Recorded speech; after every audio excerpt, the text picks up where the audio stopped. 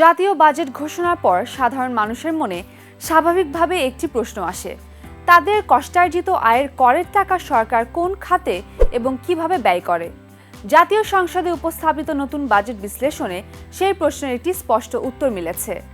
১০০ টাকার একটি নোটকে ভিত্তি করে সরকারের পরিচালন ব্যয়ের খাত ভিত্তিক চিত্র তুলে ধরা হয়েছে, যা নাগরিকদের কর প্রদানের গুরুত্ব ও রাষ্ট্র পরিচালনার বাস্তবতা সম্পর্কে পরিষ্কার ধারণা দেয়। বৃহস্পতিবার ১১ জুন জাতীয় সংসদে দেশের ৫৫তম এবং ইতিহাসের সর্বোচ্চ আকারের বাজেট উপস্থাপন করেন অর্থমন্ত্রী আমির খুসরু মাহমুদ চৌধুরী। বাজেটের তথ্য অনুযায়ী করের প্রতি ১০০ টাকার মধ্যে সবচেয়ে বড় অংশ ব্যয় হয় ঋণের সুদ পরিশোধে।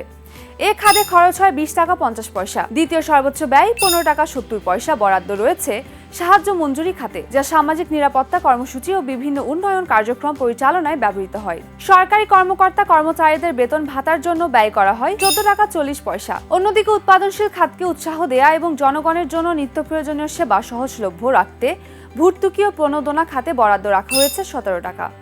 এছাড়া রাষ্ট্র পরিচালনার দৈনন্দিন কার্যক্রমে পণ্য ও সেবা ক্রয়ের জন্য ব্যয় হয় ৯ টাকা। প্রবীণ নাগরিকদের সামাজিক সুরক্ষার অংশ হিসেবে পেনশন খাতে বরাদ্দ রয়েছে ৫ টাকা ৭০ পয়সা। আকস্মিক সংকট ও জরুরি পরিস্থিতি মোকাবেলায় অপ্রত্যাশিত ব্যয় এবং অন্যান্য খাতের জন্য সংরক্ষিত রাখা হয়েছে ৬ টাকা ৪০ পয়সা। পাশাপাশি রাষ্ট্রীয় সম্পদ সংগ্রহে ব্যয় হয় ৩ টাকা ৪০ পয়সা, শেয়ার ও ইকুইটি বিনিয়োগে ৫ টাকা ৩০ পয়সা এবং বিবিধ খাতে বরাদ্দ রয়েছে ২ টাকা ৬০ পয়সা।